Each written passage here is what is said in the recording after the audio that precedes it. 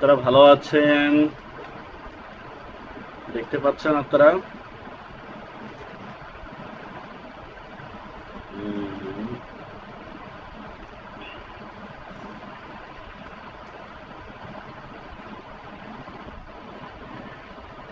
দেখতে পাচ্ছেন? কমেন্টে জানান। তারা একজন অ্যাড হয়েছেন। ওয়ালাইকুম আসসালাম রুশদা। সাউন্ড শোনা যাচ্ছে? সাউন্ড শোনা যাচ্ছে? ওয়ালাইকুম আসসালাম মাহাতির, আপনার নোটগুলো খুব সুন্দর হচ্ছে। নোটগুলো চালায় যাবেন, নোটগুলো খুব সুন্দর হচ্ছে। ওয়ালাইকুম আসসালাম ফাতেমা কুসুম।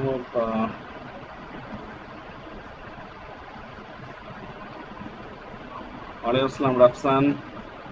দুই তিনজন বাদে আর কেউ কিন্তু নোট দিচ্ছেন না, দুই তিনজন বাদে কেউ নোট দিচ্ছেন না।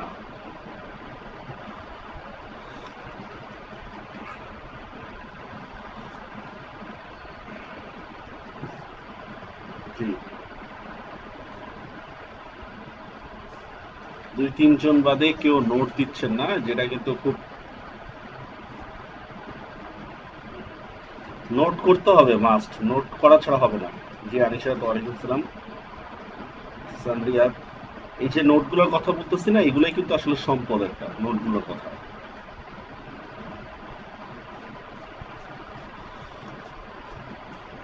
আর আজকে আপনাদেরকে বলে রাখি, আপনাদের এই আগামী 3-4 দিনের মধ্যে কিছু এক্সট্রা ক্লাস হবে। আগামী 3-4 দিনের মধ্যে। এরপর আমাদের এক সপ্তাহ ক্লাস বন্ধ থাকবে, আমি একটু দেশের বাড়ি যাবো আর কি, একটা কারণে। এক সপ্তাহের মতো ক্লাস বন্ধ থাকবে, এই জন্য এই 3-4 দিন ক্লাস হবে।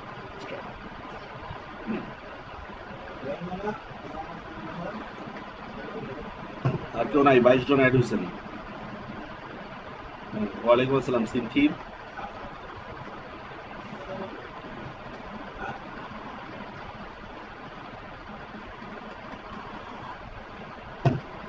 প্রায় 100 জন স্টুডেন্ট, মাত্র 24-25 জন আছেন। এ সময় আবার অন্যদেরও ক্লাস থাকে। ওয়ালাইকুম আসসালাম নাইমা। আমরা শুরু করতেছি আজকে। আজকে আমাদের ক্লাসের বিষয়বস্তু হচ্ছে বাংলা বানানের নিয়ম স্যার। বাংলা বানানের নিয়ম বলতে বোঝানো হচ্ছে, আমরা আজকের ক্লাসটা দেখলে আমরা বুঝতে পারবো যে কত ধরনের বাংলা বানানের নিয়ম আছে। আসলে বিষয়টা হচ্ছে কি দেখেন, ইংরেজির মধ্যে কিন্তু এমন কোনো নিয়ম না ইংরেজিতে, মানে আপনারা পড়ছেন ইংরেজিতে পিন পয়েন্ট ইরোর একটা টপিক পড়ছেন, পিন পয়েন্ট ইরোর নামে কিন্তু ইংরেজি গ্রামারে কোনো টপিক নেই। ঠিক আছে? পিন পয়েন্ট ইরোর নন্দিনী আপনার বই তো চলে আসার কথা, একটু কুরিয়ারে খবর নিয়ে না, তো শনিবারে পাবেন ইনশাল্লাহ। আমার আপনার বই তো অনেক আগেই পাঠাই দিচ্ছি, 2 দিন আগে পাঠাই দিচ্ছি নন্দিনী। আচ্ছা, পিন পয়েন্ট ইরোর নামে যেটা বলতেছিলাম, আপনারা ইনবক্স করে নিন। আমার দেশের বাড়ি লক্ষ্মীপুর জেলা। পিন পয়েন্ট ইরোর নামে গ্রামারে কিন্তু কোনো টপিক নেই গ্রামারে, কিন্তু এই পিন পয়েন্ট ইরোরটা কি? মূলত হচ্ছে সব গ্রামারের সমষ্টিটাই হচ্ছে পিন পয়েন্ট ইরোর। তেমনি ভাবে আমরা যে বলতেছি বাংলা বানানের নিয়ম, বাংলা বানানের নিয়ম বলতে কিন্তু আমরা যে নিয়মগুলো কেবল পড়ে যাই, এগুলো তেমন পরীক্ষাতেই আসে না, আমরা অ্যাপ্লাই করতে পারি না। বুঝতে পারছেন বিষয়টা? আমরা আজকে দেখাবো যে বাংলা বানানের নিয়ম যেগুলো আমরা পড়ে যাই, সেগুলোই আসলে কেবল বানানের নিয়ম না, আর অনেক কিছু আছে বাংলা বানানের নিয়ম। জি, দেখি আমরা শুরু করতেছি। আমরা বাংলা বানানের নিয়ম স্যার। বাংলা বানান নিয়ম পড়ার আগে দেখেন, বাংলা এই যে এই কথাটা ভালো করে মনে রাখবেন। বাংলার বানানের নিয়ম বলতে আমরা যে নিয়মগুলো পড়ি, পরীক্ষা কিংবা ব্যবহারের জন্য তা যথেষ্ট না। বুঝতে পারছেন? এই যে লিখে দিলাম, পরীক্ষা কিংবা ব্যবহারের জন্য সেটা যথেষ্ট না। ব্যাকরণের অনেক নিয়ম বাংলা বানানের সাথে সংশ্লিষ্ট। ফর এক্সাম্পল সন্ধি, সমাস, নত্যবিধান, সত্যবিধান, এগুলো সব কিন্তু হচ্ছে বাংলা বানানের নিয়মের সাথে সম্পৃক্ত। বুঝতে পারছেন বিষয়টা? এই ওয়ার্নিংটা ভালো করে বুঝে নেন। আমরা ইন্টারমিডিয়েট কিংবা ভবিষ্যতে বিসিএস বা অন্য উপরের লেভেলে বাংলা বানানের নিয়ম বলতে 8-10টা নিয়ম পড়ি। তো এখানে আমি বলে দিচ্ছি, বাংলা বানান নিয়ম বলতে আমরা যে নিয়মগুলো পড়ি, পরীক্ষা কিংবা ব্যবহারের জন্য তা যথেষ্ট না। ব্যাকরণের অনেক নিয়ম বাংলা বানানের সাথে সংশ্লিষ্ট। ব্যাকরণের অনেক নিয়ম বাংলা বানানের সাথে সংশ্লিষ্ট। সন্ধি, সমাস, নত্যবিধান, সত্যবিধান, এগুলোও কিন্তু বাংলা বানানের নিয়মের মধ্যেই পড়ে। বুঝতে পারছেন বিষয়টা? এগুলো কিন্তু বাংলা বানানের নিয়মের মধ্যেই পড়ে। ওকে? আচ্ছা, এবার দেখেন আমরা সন্ধির ক্ষেত্রে কোন কোন নিয়মগুলো ইম্পর্টেন্ট সেগুলো একটু দেখাচ্ছি। সন্ধির ক্ষেত্রে কোন কোন নিয়মগুলো ইম্পর্টেন্ট একটু দেখা দিচ্ছি আপনাদেরকে। 1 নম্বর, আমি এখানে শুধু নিয়মগুলো বলছি, এখানে শুধু নিয়মগুলো বলতেছি। আপনাদেরকে ইতিমধ্যে এগুলো পড়ানো হয়েছে কিন্তু। দেখেন 1 নম্বর কি, সন্ধিবদ্ধ শব্দে দীর্ঘই বা দীর্ঘকার হবে, মনে আছে আমরা সন্ধির ক্লাসে এটা পড়েছিলাম। সন্ধিবদ্ধ শব্দে দীর্ঘই অথবা দীর্ঘকার হবে, যেমন দেখেন শ্রীশ, কটূক্তি, মরুদ্যান, বধূৎসব, কৃত্তিশ, এগুলো সব সন্ধিবদ্ধ শব্দ। আর সেখানেই আমরা এই কথাটা বলছিলাম যে দেখেন সন্ধিবদ্ধ শব্দে দীর্ঘী অথবা দীর্ঘকার হবে, কিন্তু সন্ধি বিচ্ছেদের ক্ষেত্রে আমরা কি করব, অর্থ অনুসারে শব্দের নির্ণয় করবো, অর্থ অনুসারে শব্দ নির্ণয় করবো। খেয়াল আছে ওই যে রবীন্দ্র, তারপর রবীন্দ্র থেকে শুরু করে শ্রীশ, কটূক্তি, মরুদ্যান, এগুলো কিন্তু আমরা শুদ্ধ করেছিলাম, ঠিক আছে। 2 নম্বর দেখেন রস্যি বা দীর্ঘই প্লাস অন্য স্বরধ্বনি থাকলে জ ফলা বা জ হবে, এই নিয়মটা পড়ছিলেন সন্ধির মধ্যে, খেয়াল আছে আপনাদের? রস্যি বা রস্যি দীর্ঘের পরে অন্য কোনো স্বরধ্বনি থাকলে জ বা জ ফলা হবে। ফর এক্সাম্পল এখান থেকে বানান আসে অগ্নুৎপাত, অধ্যয়ন, অত্যন্ত, প্রত্যুত্তর, ব্যাহত। বুঝতে পারছেন বিষয়টা? এই বানানগুলো কেন ভুল? সন্ধির নিয়ম অনুসারে ভুল। ইতোমধ্যে আমরা সন্ধির নিয়মটা কিন্তু আমরা পড়েছি, সন্ধির নিয়ম পড়েছি। দেখা যাচ্ছে না আমিরুল ইসলাম, আমি কোনো কলেজে জব করি না, ফ্রিল্যান্সার। লোডিং হচ্ছে বারবার, ওকে ঠিক আছে, বুঝতে পারছি।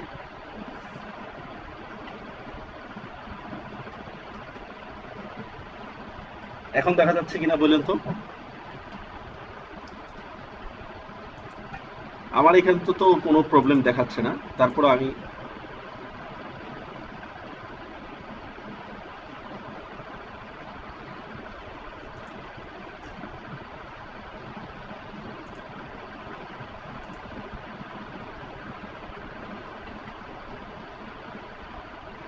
হ্যাঁ, যাদের এই যে ইয়াটা প্রবলেম হবে,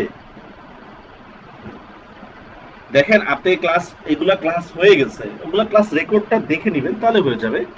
এগুলো এগুলো ক্লাস হয়ে গেছে পাহমিদা, ক্লাসটা রেকর্ড দেখে নেবেন, ঠিক আছে? এবার ঠিক আছে, ওকে। রস্যি বা দীর্ঘর পরে রস্যি বা দীর্ঘের পরে অন্য কোনো স্বরধ্বনি থাকলে জ ফলা বা জ হবে, যেটা কিন্তু আমরা নিয়ম পড়েছিলাম। বুঝতে পারছেন বিষয়টা? যেমন অগ্নুৎপাত, অধ্যয়ন, অত্যন্ত, প্রত্যুত্তর ইত্যাদি। বুঝতে পারছেন বিষয়টা? 3 নম্বর দেখেন এই নিয়মটাও আমরা পড়ছিলাম, খেয়াল আছে সন্ধির মধ্যে এই নিয়মটা আমরা পড়েছিলাম। বিসর্গর পরে ক, খ, প, ফ, তালব বর্ষ, দন্তস্ব থাকলে বানানে বিসর্গ বহাল থাকবে। খেয়াল আছে এই নিয়মটা পড়েছিলাম আমরা, যে বিসর্গর পরে ক, খ, প, ফ, তালব্য মধ্যমস্য থাকলে কি হবে বলেন তো আপনারা? যে বিসর্গ বহাল থাকবে, অন্যথায় বিসর্গের স্থলে ওকার হবে। মনে আছে নিয়মটা আমরা পড়েছিলাম, খেয়াল আছে? মনোপুত, মনোরম, মনক্ষুণ্ণ, জ্যোতিপুঞ্জ, সদ্যজাত, শিরোপীড়া, দুঃসাহস, কেন এগুলো হয়েছে? তবে ব্যতিক্রম ওয়ার্ড হচ্ছে আন্তঃজেলা আর আন্তঃনগর, এই ওয়ার্ডগুলো কিন্তু ব্যতিক্রম। আন্তঃজেলা আর আন্তঃনগর এই ওয়ার্ডগুলো কিন্তু ব্যতিক্রম। বুঝতে পারছেন? যেটা ব্যতিক্রম আমরা কিন্তু সেটা লিখে দিচ্ছি এখানে, যেটা ব্যতিক্রম, ওকে। এগুলো আমরা পড়েছি। অন্যান্য আরো কিছু নিয়ম যেগুলো আমাদের বানানোর ক্ষেত্রে ইম্পর্টেন্ট, নত্য সত্য বিধানের নিয়ম, যেটা আমরা অলরেডি পড়েছি। নত্য সত্য বিধান কিন্তু অলরেডি আমরা পড়েছি। এরপর দেখি সমাসবদ্ধ শব্দে কখনো রাজা বা রাত্রি হয় না শেষে। সমাসবদ্ধ শব্দের শেষে কখনো রাজা বা রাত্রি হয় না। ফর এক্সাম্পল অহরাত্র, এটা শুদ্ধ, অহরাত্রি বললে হবে না। অহরাত্র এটা বললে হবে না, অহরাত্রি বললে হবে না, অহরাত্র হবে। বুঝতে পারছেন বিষয়টা?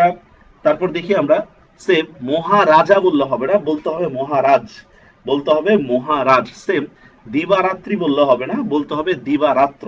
বুঝতে পারছেন বিষয়টা?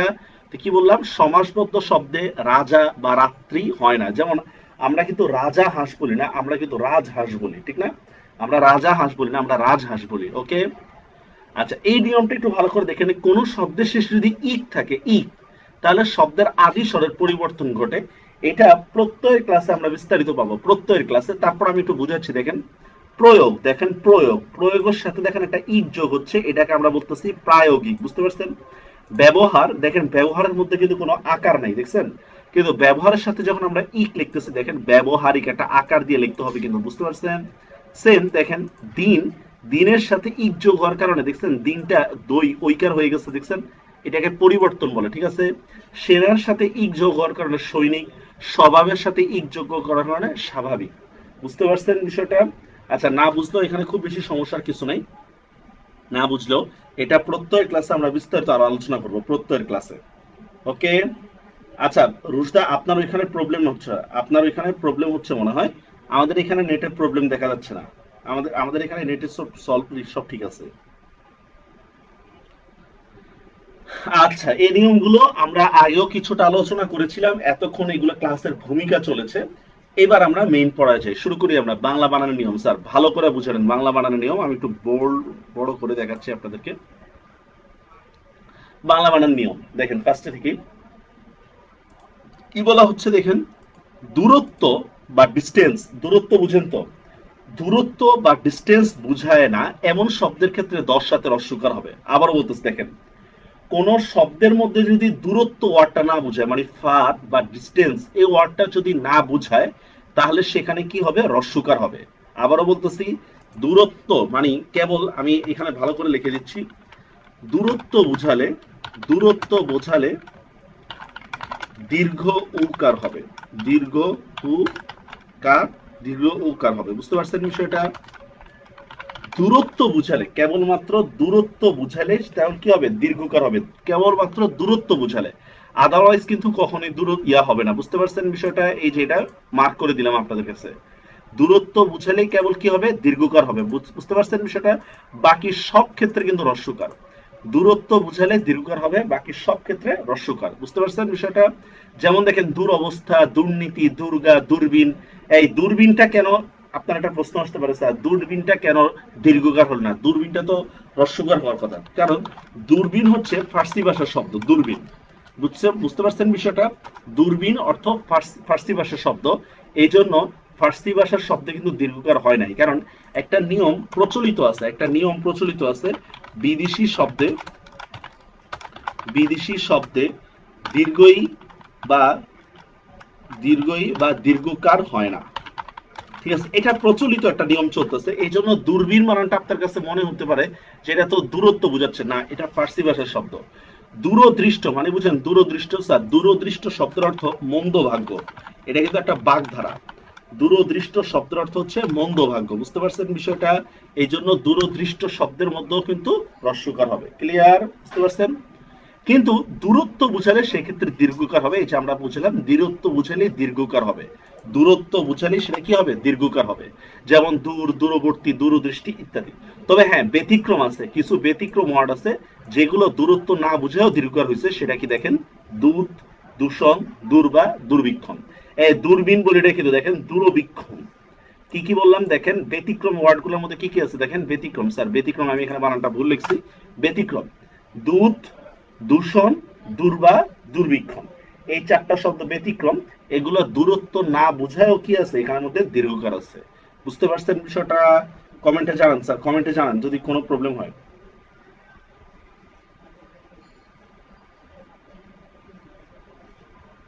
জি, বুঝতে পারছেন?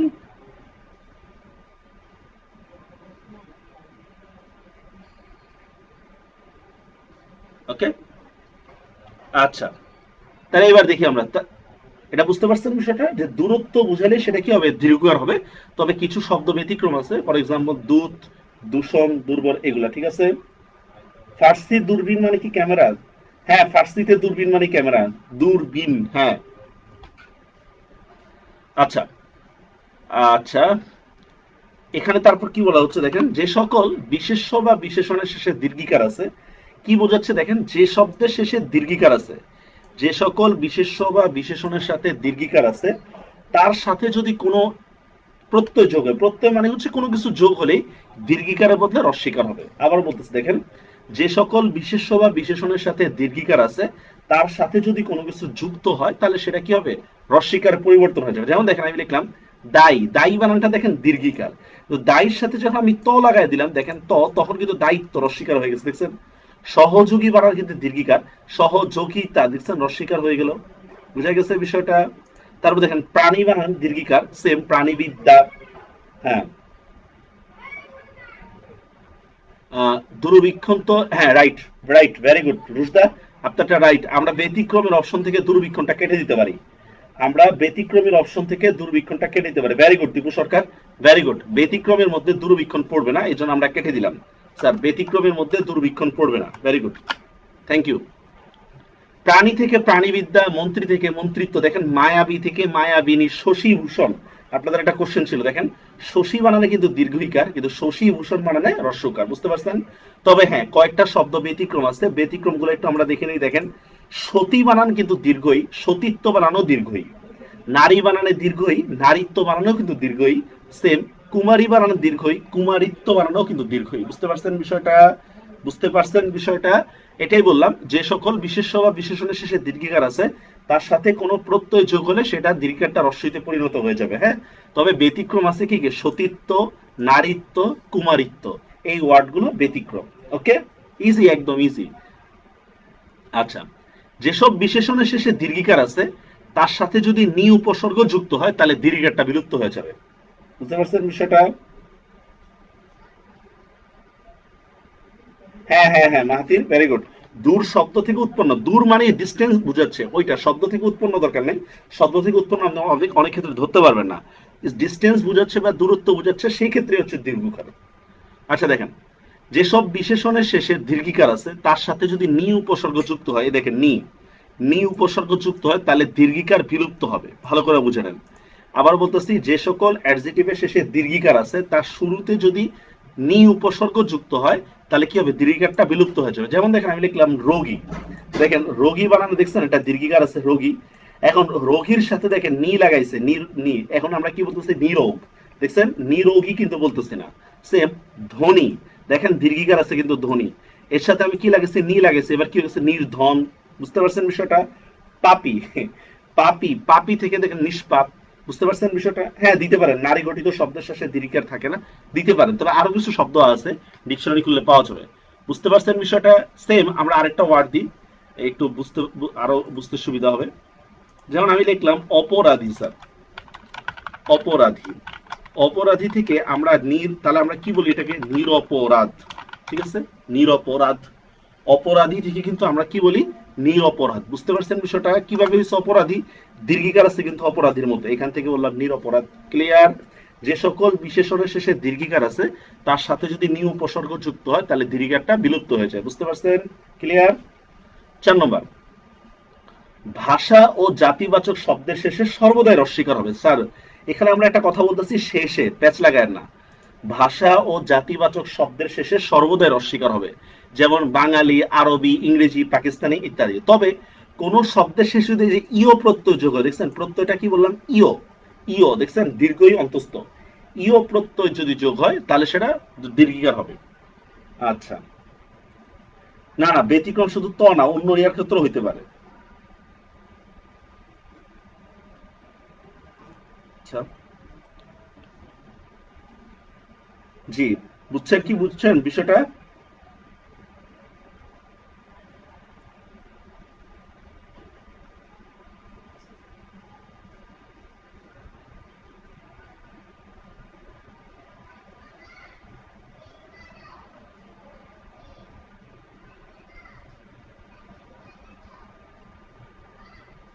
হুম, জি জি, লোড দিচ্ছে, আমি দেখতেছি।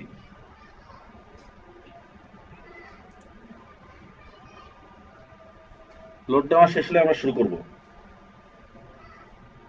লোড নেওয়া শুরু হলে, শেষ হলে আমরা শুরু করব।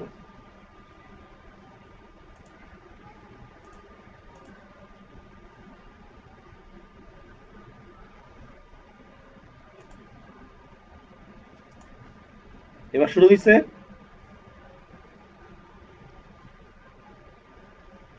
জি, ক্লিয়ার হয়েছে। দেখেন, অপরাধী থেকে নিরপরাধ আমরা বললাম। হুম, ভাষা ও জাতিবাচক শব্দের শেষে রস্বীকার হবে, যে কোনো ভাষা ও জাতিবাচক শব্দের শেষে রস্বীকার হবে। শেষে বলতেছি কিন্তু আমরা একটা কথা, ঠিক আছে, শেষে, প্যাচ লাগায় না কিন্তু পরবর্তীতে। ভাষা ও জাতিবাচক শব্দের শেষে রস্বীকার হবে, ঠিক আছে। এরপর দেখি, যেমন বাঙালি, আরবি, ফার্সি, ইংরেজি, পাকিস্তানি ইত্যাদি। ওকে, এবার দেখেন, জি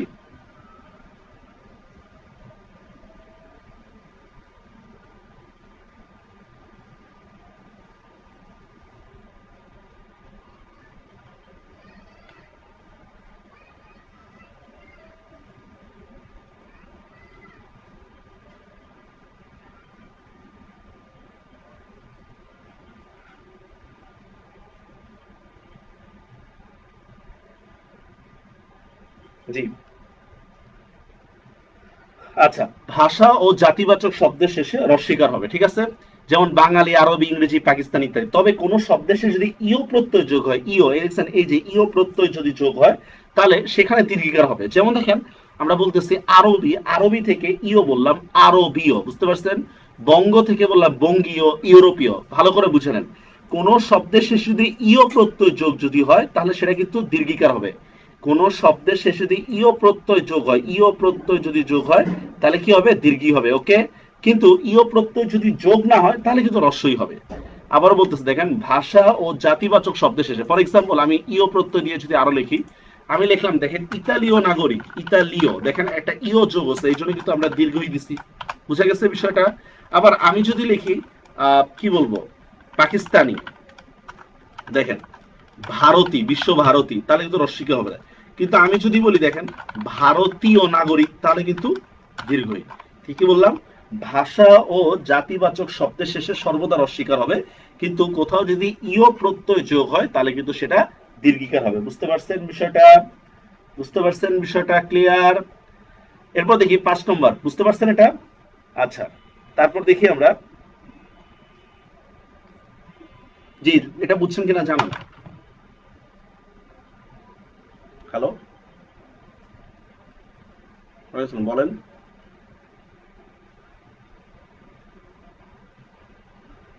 দেখেন আপনি গ্রুপে, কোন গ্রুপে আপনি আছেন? বাংলা ব্যাকরণ গ্রুপে দেখেন, ক্লাস হচ্ছে স্লাইডে, আবার দেখেন।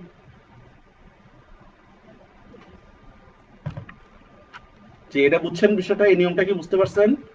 ওকে, কমেন্টে জানান।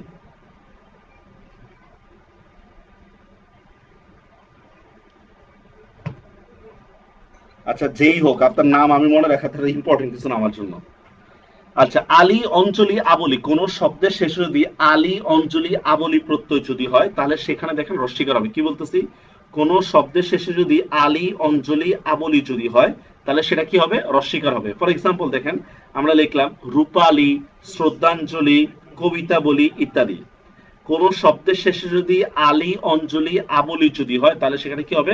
রস্বীকার হবে। বুঝতে পারছেন বিষয়টা? আলী, অঞ্জলি, আবলি প্রত্যেক ক্ষেত্রে রস্বীকার হবে। বুঝা গেছে? কবিতা বলি, রূপালী ইত্যাদি। এবার দেখি আমরা গীতাঞ্জলি। আচ্ছা, এবার দেখি আমরা গ্রাস অর্থে স্ত হবে, এই যে স্ত, গ্রাস অর্থে স্ত আর থাকা অর্থে স্থ, কিছুই বুঝি নেই আমরা। গ্রাস অর্থে স্ত আর থাকা অর্থে স্থ, এটার মানেটা কি একটু ভালো করে বুঝে নেন। হ্যাঁ, যেমন আশ্বস্ত, বিধ্বস্ত, প্রদস্ত। এখানে মনে রাখার একটা কৌশল দিচ্ছি, এই কৌশলটা মনে রাখলে আপনারা বুঝবেন। দেখেন, কোন শব্দের শেষের থেকে যদি স্ত মানে শয়ত যদি বাদ দেন, বাদ দিলে যদি পূর্ণাঙ্গ শব্দ হবে না, কিন্তু শয় থ বাদ দিলে একটা অর্থপূর্ণ শব্দ হবে। ভালো করে বুঝলেন? ফর এক্সাম্পল আমি একটা শব্দ লিখলাম আশ্বস্ত, স্যার, আশ্বস্ত। হ্যাঁ, এখন আশ্বস্ত থেকে যদি আমরা লিখি স্তটা বাদ দিয়ে দিই, তাহলে কি হবে? আশ্ব, দেখেন, কোন পূর্ণাঙ্গ অর্থ হচ্ছে না, পূর্ণ অর্থ হচ্ছে না। বুঝতে পারছেন বিষয়টা? কোনো পূর্ণ অর্থ হচ্ছে না। ওকে, তো স্ত কোথায় হবে, মানে শয়ত কোথায় হবে? শয়ত হবে এমন স্থানে যেই শয়তটা বাদ দিলে কোনো পূর্ণ অর্থ হয় না। বুঝতে পারছেন বিষয়টা? সেম দেখি আমরা বিধ্বস্ত, দেখেন, বিধ্বস্ত আমরা এইভাবে লিখি না, শয়ত, আমরা শয়তটা বাদ দিলে কি হয়? বিদ্ধ। দেখেন তো, বিদ্ধ হলে কি কোনো অর্থ হয়? বিদ্ধ হলে কি কোনো অর্থ হয়? হয় না। বুঝতে পারছেন বিষয়টা? এই জন্য তাহলে কি বলা হচ্ছে? স্ত কোথায় হবে? স্ত হবে এমন জায়গায়, স্ত হবে যে জায়গায় কি নেই, কোনো শব্দের ইয়া নাই। এমন জায়গায় স্ত হবে যে জায়গায় কি নেই, মানে হচ্ছে স্ত হবে এমন জায়গায় যেখানে স্ত বাদ দিলে পূর্ণ অর্থ হবে না। আর স্থ হবে কোথায়? এমন স্থানে যেখানে স্থ বাদ দিলেও অর্থ হয়। ফর এক্সাম্পল আমি লিখলাম মুখস্থ, দেখেন, মুখস্থ শব্দের মধ্যে আমি শয় থটা যদি বাদ দিই, শয় থটা বাদ দিলেও কি থাকে? মুখ। দেখছেন? কণ্ঠস্থ, কণ্ঠস্থর মধ্যে দেখেন, কণ্ঠস্থর মধ্যে আমি যদি শয় থটা বাদ দিই, তাহলে কি থাকে? কণ্ঠ। তার মানে আমরা এখান থেকে বলতে পারি, অর্থ না বুঝালে, অর্থপূর্ণ না হলে, অর্থপূর্ণ না হলে স্ত হবে, ঠিক আছে? আর অর্থপূর্ণ হলে, অর্থপূর্ণ হলে স্থ হবে। ক্লিয়ার? এতটুকু বুঝতে পারছেন? এতটুকু আপনারা বুঝতে পারছেন? ক্লিয়ার? বুঝতে পারছেন এটা? ক্লিয়ার? কোন কোশ্চেন? হুম, আচ্ছা, না নিরস প্রত্যয় গঠিত শব্দ না, নিরস সন্ধি গঠিত শব্দ। কেন? নি বিসর্গ যোগ রস। তবে একটা শব্দ ব্যতিক্রম, সেটা হচ্ছে বিশ্বস্ত। বিশ্বস্ত শব্দটা ব্যতিক্রম, এসে দেখা দিলাম। বিশ্বস্ত শব্দটা ব্যতিক্রম। ওকে, অর্থপূর্ণ না হলে কি হবে? অর্থপূর্ণ না হলে শয়ত হবে, আর অর্থপূর্ণ হলে শয়ত হবে, বা শেষ, আর কিছুই না এখানে। আচ্ছা, ওকে। এরপর দেখি আমরা পদের শেষে জিবি বানানোর ক্ষেত্রে অবশ্যই দীর্ঘিকার হবে। পদের শেষে জিবি বানানোর ক্ষেত্রে কি হবে? দীর্ঘিকার হবে। ঠিক আছে, পদের শেষে জিবি বানানোর ক্ষেত্রে দীর্ঘিকার হবে। পেশাজীবী, শ্রমজীবী, কৃষিজীবী, বুঝা গেছে? কিন্তু আমি যদি জীবিকা লিখি স্যার, দেখেন জিবি থেকে আমি বের করলাম, জিবি থেকে বের করলাম জীবিকা, তখন কিন্তু আমরা রস্বীকার দিচ্ছি। কেন রস্বীকার দিচ্ছি? এই যে খেয়াল আছে 3 নম্বর নিয়মটা, খেয়াল আছে? যে সকল বিশেষণের শেষে দীর্ঘিকার আছে, এই যে 2 নম্বর নিয়মটা, যে সকল বিশেষণের শেষে দীর্ঘিকার আছে তার সাথে কোনো কিছু যুক্ত হলে সেটা রস্বীকার হবে। মনে আছে? এই নিয়ম অনুসারে পদের শেষে যদি জিবি শব্দটা থাকে, যদি জিবি, তাহলে উভয়টাই দীর্ঘিকার হবে। কিন্তু জীবিকা বানানে কিন্তু রস্বীকার, জীবিকা বানানে কিন্তু বর মধ্যে রস্বীকার হবে। বুঝতে পারছেন বিষয়টা? এরপর দেখেন পদের শেষে গ্রস্ত হবে না, হবে হচ্ছে গ্রস্ত। পদের শেষে কখনো গ্রস্ত হবে না, স্থ। দেখেন, ক্ষতিগ্রস্ত, ক্ষতিগ্রস্ত, হতাশাগ্রস্ত, বিপদগ্রস্ত ইত্যাদি। আচ্ছা স্নিগ্ধা, দেখেন কি বললাম? আমরা এই যে এখানে ব্যাখ্যা করলাম না, আপনি আবার রেকর্ডটা প্রয়োজনে দেখে নিয়েন। আমি আবারও বলতেছি, দেখেন, এই দেখেন আমি একটা শব্দ লিখলাম বিধ্বস্ত। দেখেন বিধ্বস্ত, এটা বানানো ভাবে না। এখন আমি যদি এখান থেকে শয়তটা বাদ দিয়ে দিই, তাহলে কি হয়? যে বিদ্ধ, কোনো অর্থ হয় না। এই জন্য বলছি অর্থপূর্ণ না হলে শয়ত হবে। বুঝতে পারছেন? এখন এখান থেকে আমি একটা শব্দ লিখলাম শয়থ নিয়ে, পরেরটা মুখস্থ। মুখস্থ শব্দের মধ্যে দেখেন আমি এই শয় থটা বাদ দিয়ে দিচ্ছি, তাহলে দেখেন তো মুখ অর্থ হয়ে গেছে না? হয়ে গেছে। এটাই বলতেছি, অর্থপূর্ণ হলে স্থ হবে। মানে কোথা থেকে যদি শত বাদ দিলে যদি অর্থ না মিলে, তাহলে বুঝতে হবে এখানে শয়তই হবে। আর কোথাও যদি শয়ত বাদ দিলেও কিন্তু কি হয়? অর্থ হয়, তাহলে সেখানে কি হবে? শয়থ হবে। বুঝতে পারছেন বিষয়টা? বুঝা গেছে বিষয়টা? ওকে। এরপর দেখি আমরা হতাশাগ্রস্ত। বিদেশি শব্দে কখনোই মূর্ধন্য, মূর্ধন্য স আর ছ ব্যবহার হবে না। এটা কিন্তু আমরা বলেছিলাম, বিদেশি শব্দে কখনোই মূর্ধন্য, মূর্ধন্য স আর ছ হবে না। ওকে। এরপর দেখি আমরা 10 নম্বর নিয়মটা, নাসিক্য বর্ণ বলে। এই নিয়মটা একটু ভালো করে বুঝে নেন, এটা ব্যাখ্যার একটা বিষয় আছে এখানে। স্যার, এই নিয়মটা একটু ভালো করে বুঝে নেন। একটা সময় আমরা, খেয়াল আছে নিশ্চয়ই আপনাদের, একটা সময় আমরা অঙ্ক লিখতাম হচ্ছে এভাবে, অঙ্ক, ঠিক না? একটা সময় আমরা অঙ্ক লিখতাম, এখন কিন্তু আমরা অঙ্ক লিখি হচ্ছে এইভাবে। কেন? কারণটা কি? একটা সময় কঙ্কন লিখতে হচ্ছে এইভাবে, আর এখন কঙ্কন লেখা হচ্ছে এইভাবে। কারণটা কি? বুঝতে পারছেন বিষয়টা? এটা হচ্ছে এখানে কোশ্চেন, যে স্যার আগে অনুস্বার দিয়ে অঙ্ক লেখা হইতো, এখন উঁ দিয়ে লেখা হয় কেন? বা আগে কঙ্কনটা অনুস্বার দিয়ে লেখা হইতো, এখন উঁ দিয়ে লেখা হয় কেন? এটাই হচ্ছে নিয়ম। দেখেন, নাসিক্য বর্ণগুলো, স্যার নাসিক্য বর্ণ কি কি? এই 5টা হচ্ছে নাসিক্য বর্ণ। এই 5টা হচ্ছে নাসিক্য বর্ণ। কি কি? উ, ইয়, মূর্ধন্য, দন্তন্য, ম। নাসিক্য বর্ণগুলো তার পরবর্তী বর্ণের বর্গ অনুসারে হবে। কিছুই আমরা বুঝিনি। পরবর্তী বর্ণের বর্গ অনুসারে হবে মানে কি? একটা এক্সাম্পল দিই, তাহলে আমরা বুঝবো। ফর এক্সাম্পল, পাঞ্জেরি শব্দটা আমি লিখলাম, পাঞ্জেরি শব্দটাকে ভেঙলে কি হবে? বাংলা কি হয়ে যায়? প আকার পা, দন্তন্য, অথবা মূর্ধন্য, অথবা ইয়, এগুলোই তো উচ্চারণ পাওয়া যায়, ঠিক না? Panjeree plus Jerry. এখন দেখেন একটু ভালো করে বুঝে নেন, এই যে দন্তন্য, মূর্ধন্য কিংবা ইয়, এই তিনটাই কিন্তু নাসিক্য বর্ণ। এই তিনটাই কিন্তু নাসিক্য বর্ণ। বুঝতে পারছেন বিষয়টাতে? আমরা কি বলতেছি? নাসিক্য বর্ণগুলো নির্ধারণ হবে কিসের উপর ভিত্তি করে? তার পরবর্তী বর্ণের বর্গ অনুসারে। আমরা এখন দেখেন দন্তন্য, মূর্ধন্য, ইয় তিনটাই নাসিক্য বর্ণ। তো আমরা এখন দেখব পরবর্তী বর্ণ কোনটা। আমরা দেখতে পাচ্ছি পরবর্তী বর্ণ হচ্ছে বর্গীয় জ। আমরা দেখতে পাচ্ছি কি পরবর্তী বর্ণ বর্গীয় জ। তাহলে এখন দেখেন তো, যদি জ পাই তাহলে আমরা কি পাই বলেন তো? চ, ছ, জ, ঝ, ইয়। সরি, ইয়। তার মানে এখানে আসলে পাঞ্জেরি বানানে কোনটা ব্যবহার হয়েছে? ইয় ব্যবহার হয়েছে, কোনো ন কিন্তু ব্যবহার হয় নাই। আচ্ছা, আরেকটা উদাহরণ দিই, তাহলে বুঝবেন। ফর এক্সাম্পল, আমি লিখলাম চঞ্চল। চ, চর পরে কি দিলাম? প্লাস দন্তন্য দিলাম, বা মূর্ধন্য দিলাম, বা ইয় দিলাম। ওকে, প্লাস চল। এখন দেখেন এই তিনটাই কিন্তু নাসিক্য বর্ণ। এখন আমাদের ফাইন্ড আউট করতে হবে স্যার নাসিক্য বর্ণ তাহলে কোনটা হবে। ঠিক আছে, এখন দেখি আমরা আমরা দেখতেছি পরবর্তী বর্ণ হচ্ছে চ, তাহলে ভাঙেন, চর সাথে মিললে কি হয়? চ, ছ, জ, ঝ, ইয়, তাহলে কি হবে? ইয়। বুঝতে পারছেন বিষয়টা? বুঝতে পারছেন বিষয়টা? আচ্ছা, এবার দেখি আমরা অঙ্ক আর ইয়ার মধ্যে প্রবলেম কি। দেখেন, মনে রাখবেন এই বিষয়টা, অনুস্বার হচ্ছে মর খণ্ডিত রূপ।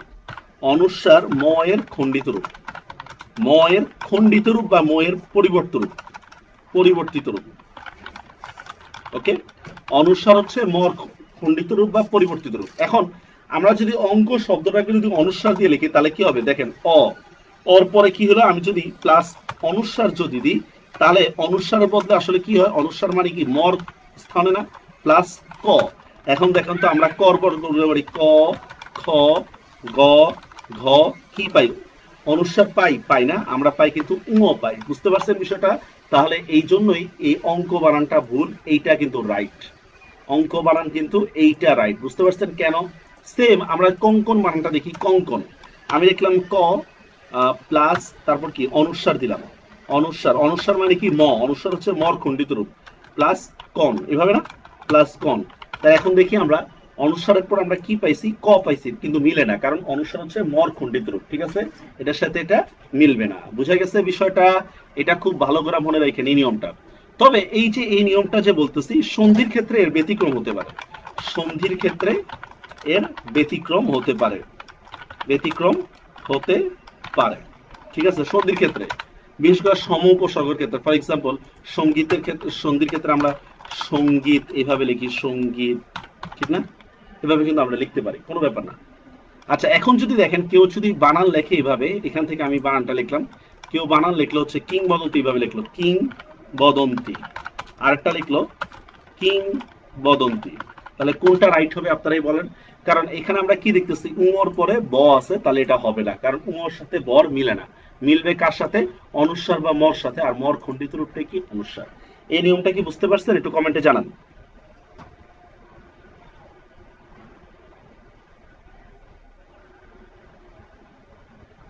আচ্ছা, মর খণ্ডিত রূপ বলে নেই, বলছি মর পরিবর্তিত রূপ। কারণ দেখেন এই যে ইয়ার মধ্যে যান, সন্ধি বিচ্ছেদে যান, কথার কথা আমি সন্ধি বিচ্ছেদ করলাম, সংবাদ, সংবাদের সন্ধি বিচ্ছেদ আমরা কি করি, সম যোগ বাদ, এভাবে করি না আমরা? বুঝতে পারছেন বিষয়টা? যে অনুস্বারের বদলে কি আসে, ম আসে। খেয়াল আছে আপনাদের? সন্ধি বিচ্ছেদের ক্ষেত্রে আমরা বলছিলাম এই কথাগুলো। ওকে, বুঝে গেছে? বুঝে গেছে এটা? এরপর দেখি আমরা, এটা এখনো বুঝেন নাই আনিশা? নিয়মটা বুঝেন নাই?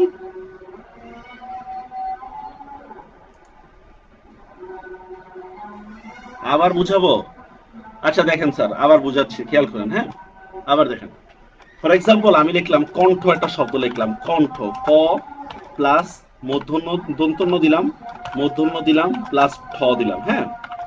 এবার দেখেন একটা বিষয়, এখানে দন্তন্য আর মূর্ধন্য দুইটাই কিন্তু নাসিক্য বর্ণ। ওকে, এখন আমরা দেখবো আমরা কি বলছি, নিয়মটা নাসিক্য বর্ণগুলো নির্ধারিত হবে পরবর্তী বর্ণের বর্গ অনুসারে, পরবর্তী বর্ণের বর্গ অনুসারে। আমরা এখানে কি দেখতেছি, নাসিক্য বর্ণ কোনটা, ঠ। তাহলে এখন ঠর বর্গীয় বর্ণগুলো পাই, ট, ঠ, ড, ঢ, কি হবে তাহলে, মূর্ধন্য, ঠিক না? তাহলে এখানে আসলে কি হবে, নাসিক্য বর্ণ কোনটা হবে, মূর্ধন্য, দন্তন্য কিন্তু হবে না। বুঝতে পারছেন বিষয়টা? সেম আমরা লিখলাম সঞ্চয়, দেখেন সঞ্চয়ের মধ্যে কি লিখছি আমরা ধরতে পারতেছি না, দেখেন আমরা একটু ভাঙি, স্বর পরে আমরা দন্তন্য দিলাম বা মূর্ধন্য দিলাম, বা ইও দিলাম, ওকে, ইও দিলাম, কিন্তু আমরা এরপরে কি পাই, এরপরে পাই হচ্ছে চয়। তাহলে আমরা নির্ধারণ করবো কিসের, চর উপরে নির্ভর করে করব, চর উপরে ডিপেন্ড করে করব। দেখছেন চ, এই নাসিক্য বর্ণগুলোর পরে কি আছে, চ আছে। তাহলে এবার চর বর্গীয় বর্ণগুলো বলেন, চর পরে কি, ছ, তারপর কি জ, তারপর জ, আর কি ইও। বুঝতে পারছেন? তাহলে এখানের মধ্যে কি আছে, ইও আছে, সঞ্চয়ের মধ্যে কি আছে, ইও আছে। বুঝতে পারছেন বিষয়টা? বুঝতে পারছেন এটা? এই যে আবার বুঝাইছি, তারপর আবার ইয়া থাকলে আপনারা ইয়াতে জানায়। ওকে, আচ্ছা, এখান থেকে কিন্তু অঙ্ক, অঙ্ক বলছিলাম কি, অনুস্বার কিসের রূপ বললাম, অনুস্বার হচ্ছে মর খণ্ডিত রূপ, মর অংশ। এই জন্য কিন্তু অঙ্ক বানানটা ভুল, এটা বানানটা রাইট। ঠিক আছে, আচ্ছা, তারপর দেখি আমরা 11 নম্বর নিয়ম, সমাসবদ্ধ শব্দগুলোর মধ্যে কোনো ফাঁকা রাখা যাবে না, নীল আকাশ, রাঙামাটি, মমতারস, তবে প্রয়োজন বোধে হাইফেন ব্যবহার করা যাবে। এটা কোনো তেমন কোনো নিয়ম না, এটা সব ক্ষেত্রে প্রয়োগও হয় না, এটা সব ক্ষেত্রে প্রয়োগও হয় না, সমাসবদ্ধ শব্দে সাধারণত ফাঁকা রাখা যায় না। আচ্ছা, এবার দেখি আমরা 12 নম্বর কোশ্চেনে, যে সকল তৎসম শব্দে রস্যই বা দীর্ঘই বা রস্য বা দীর্ঘ দুইটাই রাইট, রস্যই মানে কি, যে বানানগুলো রস্যই দীর্ঘই অথবা রস্য দীর্ঘ দুইটাই শুদ্ধ, সেই ক্ষেত্রে আমাদের এখন রস্যই আর রস্য ব্যবহার করতে হবে। বুঝতে পারছেন বিষয়টা? যে সকল শব্দের বানান রস্যই দীর্ঘই অথবা রস্যও দীর্ঘ দুইটাই রাইট ছিল, সেক্ষেত্রে আমাদের এখন কি ব্যবহার করতে হবে? রস্যৌ বা রস্যই। যেমন দেখেন তরণী, স্যার তরণী বানানটা কিন্তু তরণী, এটাও রাইট, রাইট ছিল।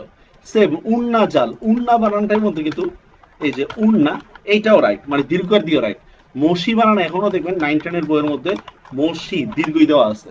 মানে কি বুঝাচ্ছি ভালো করে বুঝে নেন, যে সকল শব্দের বানান রস্যই দীর্ঘই অথবা রস্য দীর্ঘ দুইটাই রাইট ছিল, সেই ক্ষেত্রে এখন আমাদের জন্য এখন আমাদেরকে রস্যই বা রস্য অ্যাপ্লাই করতে হবে, দীর্ঘই অথবা দীর্ঘ দেওয়া যাবে না। এখন এখান থেকে কেউ কেউ ভুলে বলেন যে দীর্ঘ উঠায় দিচ্ছে, না বিষয়টা এমন না, এটা ভুল, দীর্ঘ উঠায় দিচ্ছে না। উষা বানান এখনকার বাংলা একাডেমির অভিধানের মধ্যে রস্যউ দিয়া উষা বানান, অথচ আমাদের বইয়ের মধ্যে কিন্তু এখনো দীর্ঘ দিয়া লেখা। বুঝতে পারছেন বিষয়টা? বুঝতে পারছেন এই নিয়মটা? আচ্ছা, রেফের পর ব্যঞ্জন বর্ণ দ্বিত্ব হবে না, এটা নিয়ম বলা হয়, তবে এই নিয়মটাই সর্বক্ষেত্রে প্রযোজ্য না। রেফের পর ব্যঞ্জন বর্ণ দ্বিত্ব হবে না, এই নিয়মটাও সব ক্ষেত্রে প্রযোজ্য না, অথচ এটা আমাদের খুব গুরুত্ব সহকারে পড়ায়। ঠিক আছে? রেফের যেমন অর্জন, সূর্য। আচ্ছা, ব্যঞ্জন বর্ণ দ্বিত্ব হওয়া মানে কি? ব্যঞ্জন বর্ণ দ্বিত্ব হওয়ার কয়েকটা অর্থ হতে পারে। ব্যঞ্জন বর্ণ দ্বিত্ব হওয়া, স্যার আমি লিখে দিচ্ছি। ব্যঞ্জন বর্ণ দ্বিত্ব মানে কি? ব্যঞ্জন বর্ণ দ্বিত্ব মানে হচ্ছে ব্যঞ্জন বর্ণের ব্যঞ্জন বর্ণের দ্বিত্ব উচ্চারণ, ব্যঞ্জন বর্ণের দ্বিত্ব উচ্চারণ। বুঝতে পারছেন বিষয়টা? যেমন জফলা, জফলা হইতে পারে, অথবা দ্বিত্ব বর্ণ হইতে পারে, এগুলা কিছুই হওয়ার কথা না। রেফের পর ব্যঞ্জন বর্ণ দ্বিত্ব হবে না, এটাই নিয়ম। ঠিক আছে? কিন্তু দেখেন অর্ঘ বানানে জফলা আছে, দৈর্ঘ্য বানানে জফলা আছে, সামর্থ্য বানানে জফলা আছে, সবগুলাই তো আছে। তো এই জন্যই বললাম এই নিয়মটা তেমন একটা প্রয়োগ করা হয় না। বুঝতে পারছেন বিষয়টা? আচ্ছা, শব্দের শেষে দেখেন এখানে সূর্য বানানটা কিন্তু ঠিক আছে, সূর্য, কিন্তু আমি যদি লিখি সূর্যি, এই যে সূর্যি বানান, এটাও কিন্তু রাইট, সূর্যি বানানটাও কিন্তু রাইট স্যার, সূর্যি বানানটাও কিন্তু রাইট। কেন সূর্যি বানান রাইট? কারণ এই দেখেন এখানে কিন্তু রেপ টেপ কিছুই হয়নি। বুঝতে পারিয়াছেন? বুঝতে পারিয়াছেন? কমেন্টে জানান।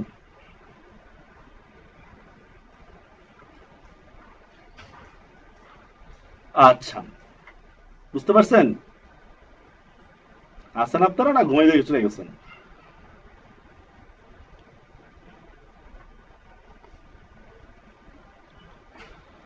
আচ্ছা, শব্দের শেষে অনুস্বার হবে সাধারণত, শব্দের শেষে, যেমন রং, গাং, ডং ইত্যাদি।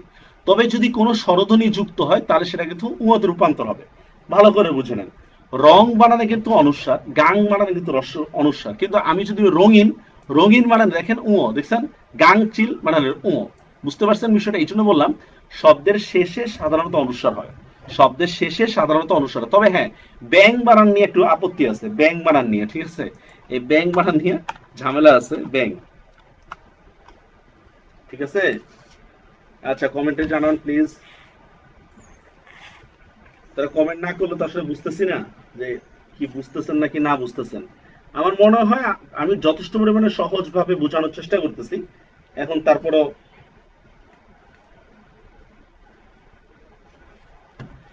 আগে আমরা ব্যাংক বানান লিখতাম কিভাবে? আমরা ব্যাংক বানানটা এভাবে লিখতাম না, ব্যাংক। এখন এটা ভুল, এখন লেখে হচ্ছে এইভাবে, এই নিয়ম অনুসারে। বুঝতে পারছেন বিষয়টা? এই জন্য আমি এখানে যোগ করে দিচ্ছি স্যার, ব্যাংক বানান এখন অনুসার, কিচ্ছু করার নেই, বাংলা একাডেমির অভিধান দিয়ে রাখছে। আগে আমরা ব্যাংক বানান লিখতাম কি দিয়ে লিখতাম না, ব্যাংক।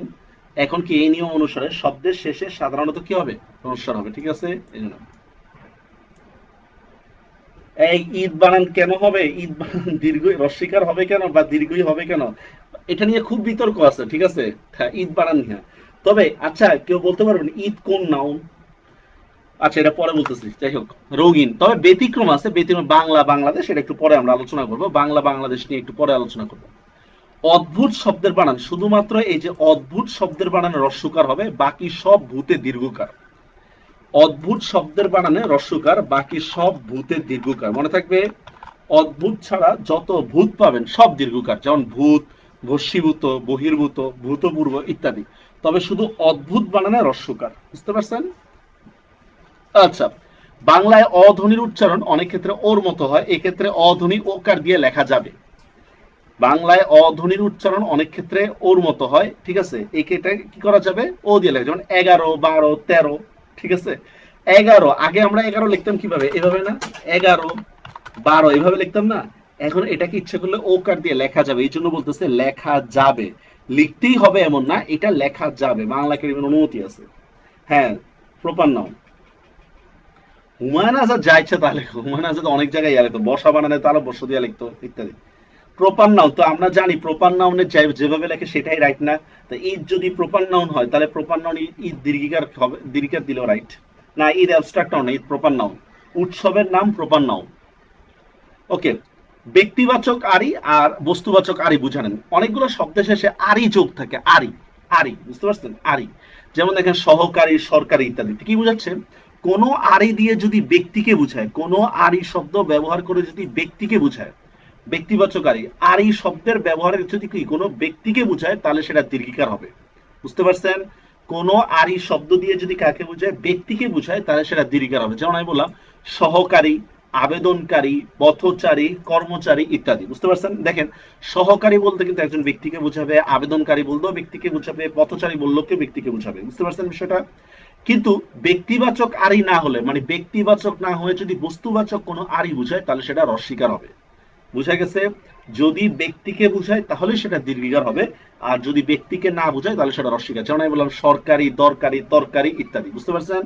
সরকারি, দেখেন সরকার হচ্ছে ব্যক্তি, সরকারি কিন্তু ব্যক্তি না। আমরা বলি না সরকারি মাল দরিয়ামে ঢাল, এটা বুঝা গেছে বিষয়টা। কোন শব্দের শেষে যদি আরই যুক্ত থাকে, ব্যক্তিবাচক বুঝাইলে সেটা কি হবে, দীর্ঘিকার হবে। আর ব্যক্তিবাচক না বুঝায় যদি কোনো বস্তুকে বুঝায় তাহলে সেটা কি হবে, রস্বীকার। এখন আপনি বলতে স্যার সরকারি কর্মচারী, আরে ভাই শুধু সরকারি না তো, সরকারি কর্মচারী শব্দটা ব্যবহার করতেছেন, করে শুধু সরকারি হয় না। ওকে, বুঝতে পারিয়াছেন।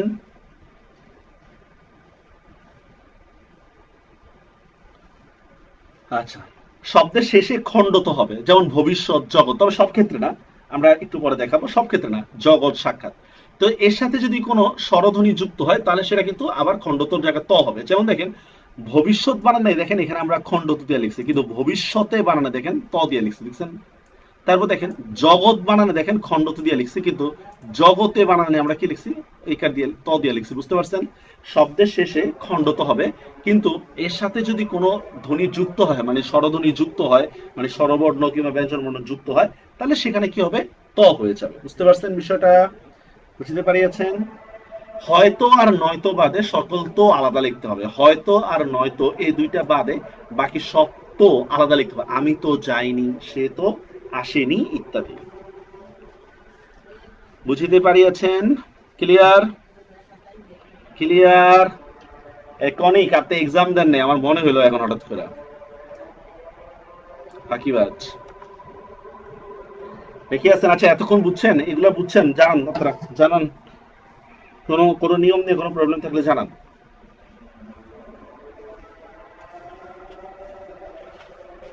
সাত, হ্যাঁ সাত কি হয়েছে, ধুলির সাত, অগ্নির সাত, খণ্ড তো দিয়ে তো লিখি।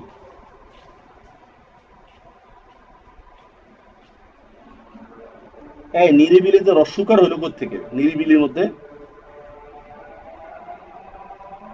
এটা বানানের নিয়ম দেখাচ্ছি, কিছু কিছু আছে নিয়ম ছাড়া, সেগুলো সেগুলো আমি প্রথমেই আপনাদেরকে গ্রুপে একটা ভিডিও দিয়েছিলাম, একদম প্রথমে।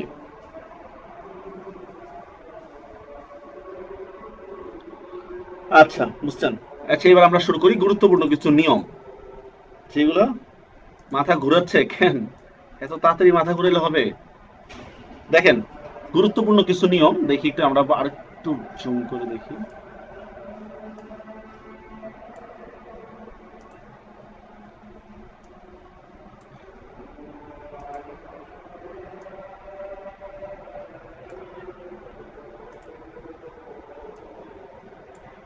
দেখেন ভালো করেন, একটু একটু ক্লিয়ার। হ্যাঁ সাতের সাত তো মিলছে, সাতের সাত। ও 7 নম্বরটা বুঝেন নাই, এটা বলতে চাইতেছেন। সাবিনা আপনি, আমি বুঝি নাই আপনার কথাটা, সাতের সাত বুঝি নাই আমরা। আপনি যদি বলেন ধুলির সাত, অগ্নির সাত, সেগুলো তো খণ্ডত দিয়েই লেখা হয়। আচ্ছা তারপর আমরা ক্লাসে আবার সময় দিব, ক্লাস শেষে আবার আপনি ভুলেন। দেখেন স্যার, গুরুত্বপূর্ণ কিছু নিয়ম মনে রাখবেন। এটা পরীক্ষায় আসছিল, ঢাকা ভার্সিটির পরীক্ষায়। 19 শুরু হয়েছে, এক্সাম্পল গুলো আমি একটু বেশি করে দিব কেন? আপনারা লিখবেন না? আপনারা লিখবেন না? এক্সাম্পল আমি সব রেডি করে দিব, আমি নিয়ম পড়াচ্ছি, বাকিটা তৈরি করতে হবে আপনার। দেখেন, 19, 39, 69, 59 এই সকল বানানে রস্যকার হবে। 19, 39, 69, 79 মানে এই যে এগুলাকে বলা হচ্ছে স্যার, এগুলাকে বলা হচ্ছে গণনাবাচক শব্দ। গণনাবাচক শব্দ, কার্ডিনাল নাম্বার, অর্ডিনাল নাম্বার পড়ছেন?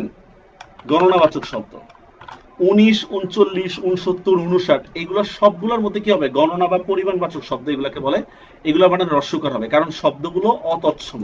অতৎসম আর সাধারণত অতৎসম বানানে দীর্ঘ হয় না। কিন্তু ঊনবিংশ, 29, 39 এগুলো বানানে দীর্ঘকার হবে, ঠিক আছে?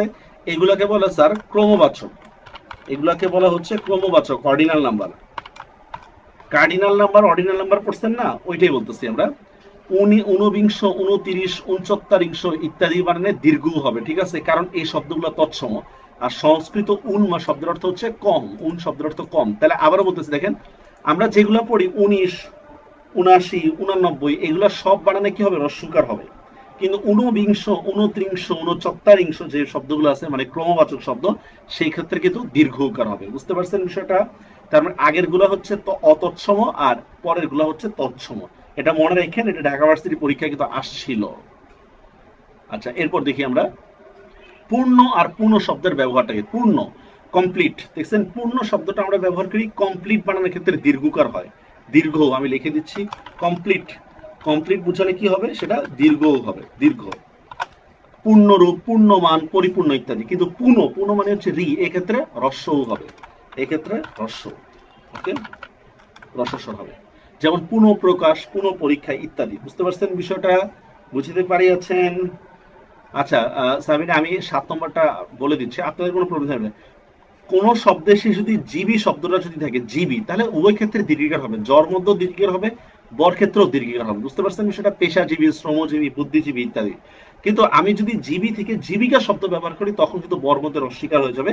আমরা 2 নম্বর নিয়মে কিন্তু এটা বিস্তারিত বলছি, 2 নম্বর নিয়মে। ওকে, 2 নম্বর নিয়মে কিন্তু এটা বিস্তারিত বলছি। আচ্ছা, পূর্ণ আর পূর্ণ বুঝতে পারছেন তো? পূর্ণ বানানে দীর্ঘকার আর পূর্ণ বানানে কিন্তু রস্যকার। এবার দেখি প্রচলিত কিছু ভুল। স্যার, কাঁচ বানানে চন্দ্রবিন্দু নাই। কাঁচ বানানে চন্দ্রবিন্দু নাই, মনে রাখেন। পচা বানানে চন্দ্রবিন্দু নাই, দেখছেন? যাবত বানানে ত নাই, যাবত বানানে কিন্তু ত নাই। তফাত বানানে খণ্ড তো নাই, দুইটাই ত হবে। তফাত বানানে খণ্ড তো নাই, ঠিক আছে? উচিত বানানে ত নাই, দেখছেন? এই যে উচিত বানানে কিন্তু ত হবে না। এগুলো কিন্তু বেশি ভুল, যে এগুলো বলে দিচ্ছি। মুখের দাড়িতে কিন্তু কোনো চন্দ্রবিন্দু নাই, মুখের দাড়িতে কোনো চন্দ্রবিন্দু নাই, কিন্তু বাক্যের দাড়িতে চন্দ্রবিন্দু আছে। বুঝা গেছে বিষয়টা? এখান থেকে আসে দাঁড়িয়ে থাকা। বাক্যের দাড়ি থেকে কিন্তু এখান থেকে আসে কি? দাঁড়িয়ে থাকা। আর গা, গা যদি শরীর হয় তবে চন্দ্রবিন্দু নাই, তবে গ্রাম বুঝাতে চন্দ্রবিন্দু হবে। ক্লিয়ার? বুঝতে পারছেন বিষয়টা? প্রচলিত ভুল বলতেছি। কাজ, অতৎসম মানে বুঝেন নাই, তৎসম অতৎসম পড়েন নাই চিন্তি? শব্দ 5 প্রকার। দেখেন, কাঁচ বানানে চন্দ্রবিন্দু নাই, পচা বানানে চন্দ্রবিন্দু নাই, যাবত বানানে ত নাই, তফাত বানানে ত নাই। এই বানানগুলোতে আমরা প্রচুর পরিমাণে ভুল করি, এই জন্য এখানে ফাইন্ড আউট করে দিলাম। ওকে, ওকে, তুলে নিবেন, তুলে নিবেন। ওকে, আচ্ছা, অনুস্বার ব্যবহারের নিয়ম। স্যার, অনুস্বার আর উ সমচ্ছরিত, এটা আমরা বলছি, তাই অনেক সময় আমাদের মধ্যে দ্বিধা তৈরি হয়, ঠিক আছে? এখানে আমরা কি বলছিলাম? এখানে আমরা দেখেন, বিভক্তিহীন ও 2 বর্ণ শব্দের অন্তবর্ণ। অন্তবর্ণ মানে বুঝছেন? অন্তবর্ণ শুরু হয়েছে, আমি নিব ক্লাস। এইটা আমাদের, এটা আমি গোছায় বোর্ডের মধ্যে লিখতে পারবো? হ্যাঁ, নির্ঝর। এটা গোছায় বোর্ডের মধ্যে এভাবে লেখা যাবে, যেটা স্লাইডে নেওয়া সেটা স্লাইডেই নিব, যেটা বোর্ডে নেওয়া সেটা বোর্ডেই নিব। ওই চিন্তা আপনার করার দরকার নেই। দেখেন, বিভক্তিহীন শব্দের মধ্যে অনুস্বার উমর স্থল বললাম না এই চিত্র আগে, যে রং, সং, সিং ইত্যাদির ক্ষেত্রে কি হবে? ইয়া হবে। তো বিভক্তি বা বিভক্তি না দিয়ে যদি আমরা বলি প্রত্যয়, প্রত্যয় যোগ হলে, প্রত্যয় যোগ হলে কি হবে? ও হবে। বুঝতে পারছেন বিষয়টা? আবার বলতেছি, একটু আগে যে আমরা নিয়মটা পড়ছিলাম সেটাই এটা। সেটা কি? দেখেন, আমরা বলছিলাম যে বিভক্তি যদি না থাকে, বিভক্তি যদি না থাকে তাহলে সেটা কি হবে? ও হবে, অনুস্বার হবে। ব্যাং বানান না, একটু আগে দেখালাম না ফার্স্টে একটা নিয়ম। বিভক্তি যদি যুক্ত হয় তখন সেটা কি হয়, উমা হয়ে যায়। তারপর দেখেন, দুইয়ের অধিক বর্ণ বিশিষ্ট বিভক্তিহীন শব্দের অন্তস্থ বর্ণ উমা হবে। আরে ভয়ঙ্কর কঠিন করা লিখছি। আমরা একটু আগে ব্যতিক্রম দিছিলাম না, ব্যতিক্রম দেখেন ব্যতিক্রমের মধ্যে আছে, মানে কি বোঝাচ্ছে দেখেন, দুইয়ের অধিক যদি বর্ণ হয়, আমি আমি বাংলায় লিখতেছি দেখেন ভালো করে বুঝেন। দুইয়ের সরি দুইয়ের অধিক বর্ণ হলে সেখানে দুইয়ের অধিক বর্ণ হলে তার মাঝে অনুস্বার হবে। কি বলতেছি ভালো করে বুঝে নেন। দেখেন, দুইয়ের অধিক বর্ণ হলে তার মাঝে, মানে যদি থামতে হয়, দুইয়ের অধিক বর্ণ হলে কিছু কিছু ক্ষেত্রে সে জায়গায় কি হবে, অনুস্বার হবে, যদি তার সাথে কোনো বিভক্তি যোগ না হয়। এখানে লিখলাম যদি তার সাথে স্বরধ্বনি যুক্ত না হয়, তার সাথে স্বরধ্বনি যুক্ত না হয়। ভালো করে বুঝে নেন। হ্যাঁ, দেখেন, দুইয়ের বর্ণ থাকলে তো অনুস্বার হবে, এটা আমরা পড়লাম একটু, রং ব্যাং এগুলো তো বলছি, ঠিক না? এখন বলতেছি দুইয়ের অধিক বর্ণ কিন্তু তার সাথে কোনো কি নেই। দেখেন, দুইয়ের অধিক বর্ণ হলে তার মাঝে অনুস্বার হবে। কখন হবে, যদি তার সাথে কোনো স্বরধ্বনি যুক্ত না থাকে। যেমন দেখেন, আমরা লিখলাম বাংলাদেশ, বাংলাদেশে এখানে অনুস্বার হয়েছে কেন, দেখেন এখানে কিন্তু অনুস্বারের সাথে কোনো স্বরধ্বনি যুক্ত হওয়া সম্ভব না। সেম দেখেন সংশয়, সংশয় বানানোও কিন্তু আমরা অনুস্বার দিচ্ছি কেন, অনুস্বারের সাথে কোনো কিছু যুক্ত হওয়া সম্ভব না, মানে কোনো স্বরধ্বনি যুক্ত হয় না। কিন্তু আমি যদি বলি বাঙালি, দেখেন বাঙালির মধ্যে দেখেন তো অনুস্বার বা উচ্চারণের মধ্যে একটা আকার যুক্ত হয়েছে কিনা, হয়েছে, এই জন্য কিন্তু এখানে কিন্তু হয়েছে। সেম আমরা বললাম ক্যাঙ্গারু। তার মানে কি বললাম দেখেন, অনুস্বারের সাথে যদি, অনুস্বারটা কোথায় হবে, যদি কোনো স্বরধ্বনি যুক্ত না হয়, আর যদি স্বরধ্বনি যুক্ত হয় তাহলে সেখানে আমরা দিব। তাহলে আমরা আরেক কথায় আমরা বলে দিই ইজিলি, স্বরধ্বনি যুক্ত না হলে, স্বরধ্বনি যুক্ত না হলে অনুস্বার হবে, স্বরধ্বনি যুক্ত হলে হবে। বাস, এটা মনে রাখবেন, শেষ। এটা মনে রাখবেন, স্বরধ্বনি যুক্ত না হলে অনুস্বার হবে, স্বরধ্বনি যুক্ত হলে, ঠিক আছে, হবে। ওকে, বুঝতে পারিয়াছেন?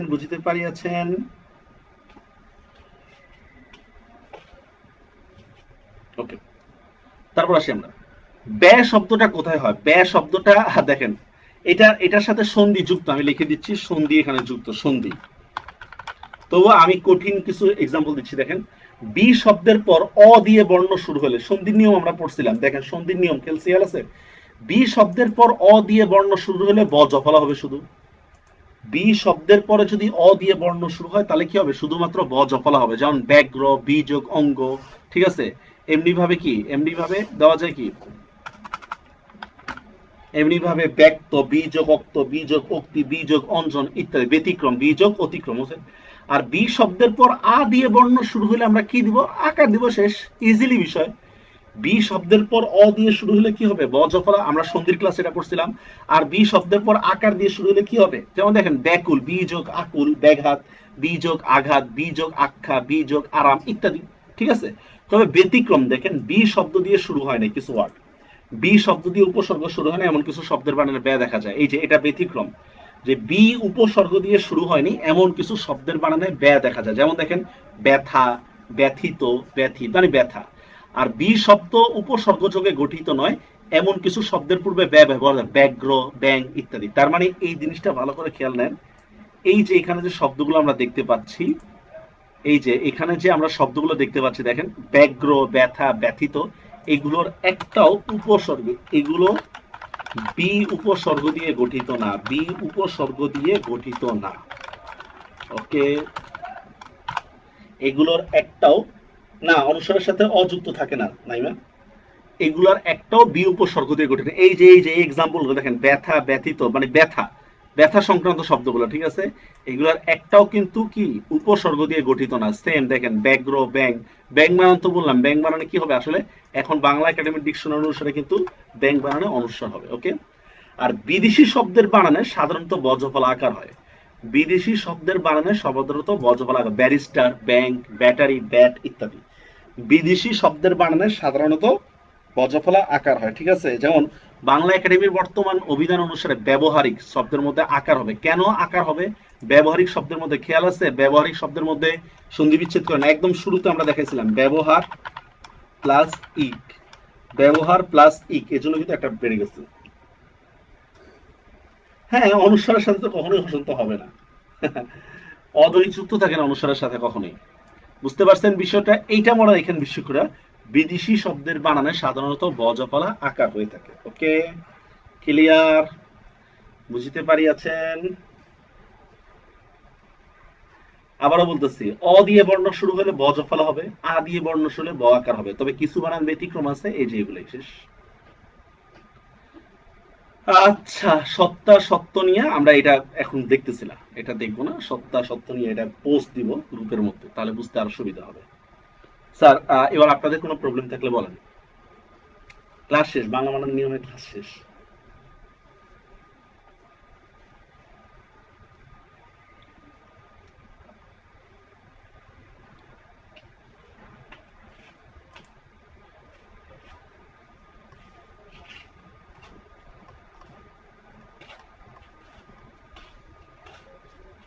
কোনো কোশ্চেন থাকলে বলেন।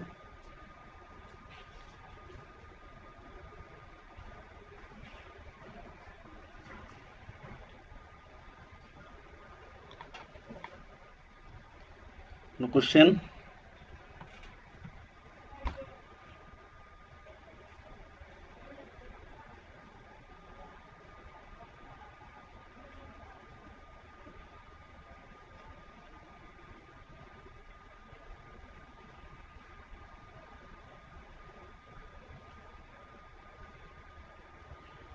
নাই, সব সব হারায় গেছেন।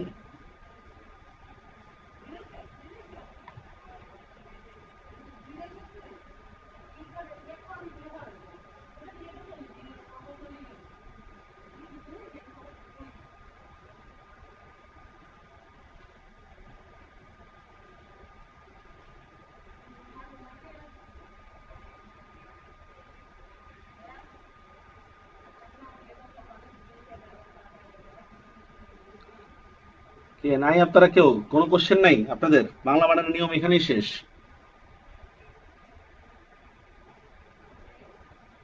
হ্যাঁ হ্যাঁ, আমি রেখে দিব।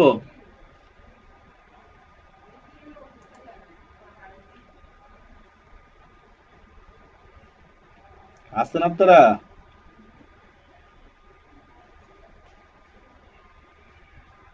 হ্যাঁ, ব্যতিক্রম গুলো মুখস্থ করতে হবে সিনথি, ব্যতিক্রম গুলো মুখস্থ করতে হবে। আচ্ছা, এগুলোই হচ্ছে বাংলা বানানের নিয়ম। যদিও এগুলাকে ভাগ করা যায় তৎসম শব্দের নিয়ম, অতৎসম শব্দের নিয়ম, সেগুলো আমরা এখানে তুলে ধরলাম না। আমরা এখানে টোটাল যত আহ, ইয়া আছে সেটাই এখানে তুলে ধরছিলাম। আচ্ছা,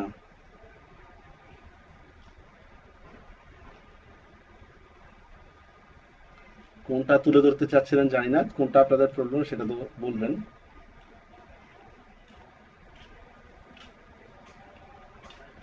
আচ্ছা, তাহলে ভালো থাকেন। আর আপনাদের কিছু এক্সট্রা ক্লাস হতে পারে, সবাই একটু আপডেটে থাকেন গ্রুপের মধ্যে, আমরা জানাবো।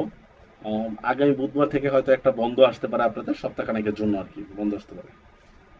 কেমিস্ট্রির মতো?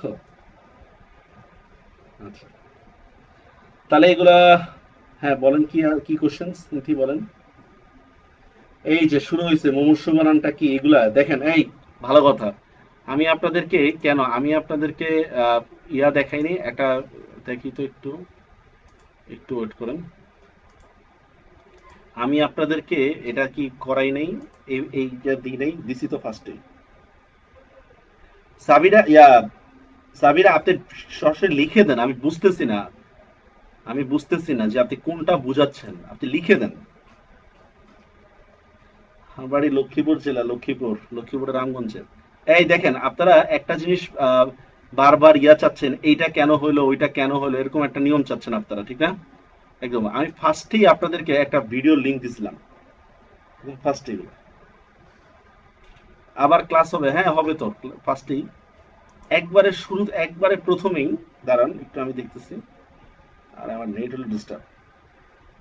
আচ্ছা, একবারে প্রথমেই আমি আপনাদেরকে গ্রুপটা শুরু হওয়ার একবার আগে একটা ভিডিওর লিংক দিয়েছিলাম, মানে ভিডিও লিংক বলতে হচ্ছে ভিডিও আমরা ইয়া করছিলাম একদম শুরু হওয়ার আগে, খুব সম্ভব এটা দেখবেন।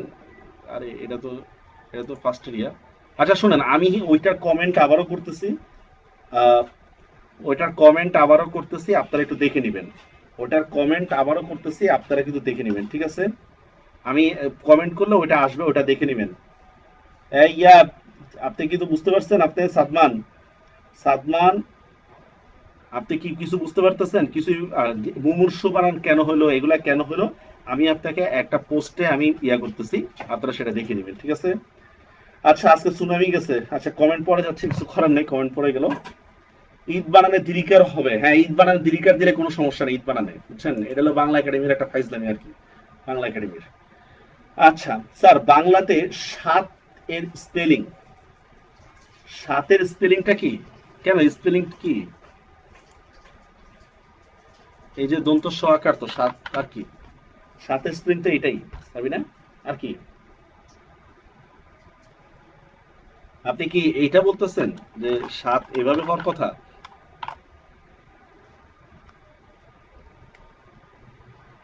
সাতের স্পেলিং তো দন্ত স আকার, এই তো। সাত। আচ্ছা যাই হোক, আমি বুঝি ঠিক মতো। আপনি আমার ইনবক্সে নক করেন যে কি হয়েছে না হয়েছে, হ্যাঁ? আচ্ছা তাহলে ভালো থাকেন। আর আমি আপনাকে একটা কমেন্টে আমরা একটা ইয়াতে ইয়া দিচ্ছি, ভিডিও লাইভের একটা ইয়া দিচ্ছি, ওইটার মধ্যে দেখেন আপনারা ইয়া পাবেন, হ্যাঁ? তাহলে ভালো থাকেন সবাই।